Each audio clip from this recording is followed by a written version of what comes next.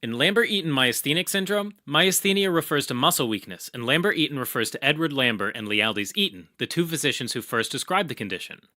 Lambert-Eaton myasthenic syndrome is a rare autoimmune disease that attacks the peripheral nervous system, causing muscle weakness, and actually improves temporarily after repeated use of the muscle.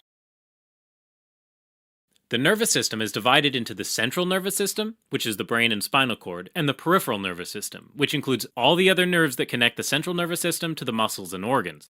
The peripheral nervous system can then be further divided into the somatic nervous system, which controls voluntary movement of our skeletal muscles, and the autonomic nervous system, which is even further divided into the sympathetic and parasympathetic and controls the involuntary movement of the smooth muscles and the glands of our organs. Now, to better understand Lambert-Eaton myasthenic syndrome, let's review normal skeletal muscle contraction at the cellular level. First, you've got your motor neurons, which have voltage-gated calcium channels in their membranes. Whenever a motor neuron receives an electrical impulse from the brain, these channels open up and let calcium inside. The increased intracellular calcium concentration triggers the release of small vesicles that contain the neurotransmitter acetylcholine into the neuromuscular junction. Acetylcholine goes from the neuron over to the nicotinic receptors on muscle cell membranes. When acetylcholine binds to the nicotinic receptors, it leads to muscle contraction. The parasympathetic division of the autonomic nervous system also has motor neurons that work in the same way. The main difference from the somatic nervous system is that they work on smooth muscle, so the muscle cell membranes have muscarinic receptors for acetylcholine, and they're not called neuromuscular junctions. In Lambert-Eaton myasthenic syndrome, there's an autoimmune response against the voltage-gated calcium channels on the motor neurons, mostly affecting the somatic nervous system, but also the parasympathetic part of the autonomic nervous system. More specifically, it's a type 2 hypersensitivity reaction, meaning that the body produces antibodies against its own proteins.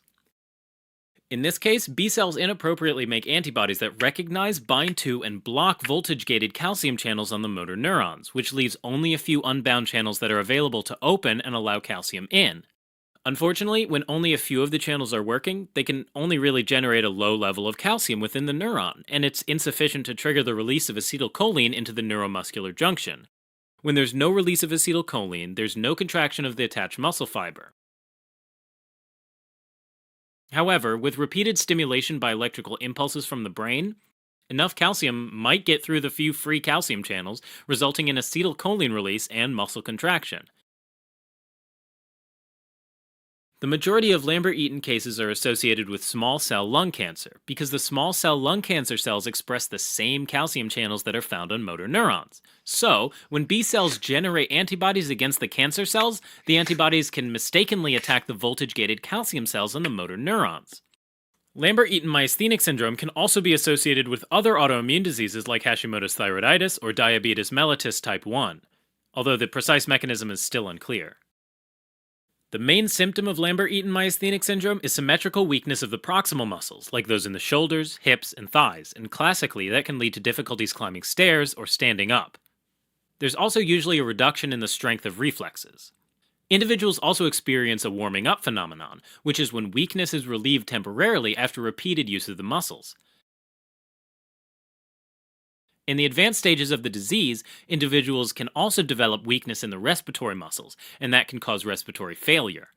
Most people with Lambert-Eaton myasthenic syndrome have autonomic symptoms as well, including dry mouth, constipation, blurry vision, urinary problems, and fainting.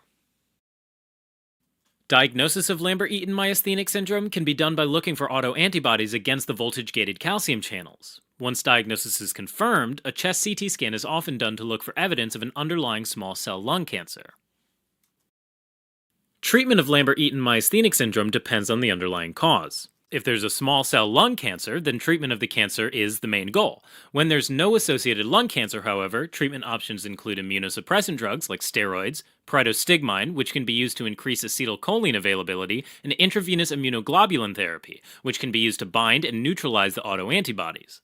Occasionally, more severe cases can be treated with plasma exchange, like plasmapheresis, which is when plasma proteins, like antibodies, are removed and replaced with plasma from a healthy donor.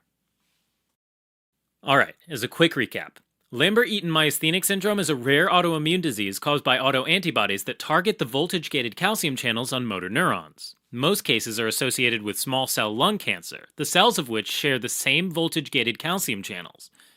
Typically, there's symmetric muscle weakness of the proximal muscles that improves temporarily after use.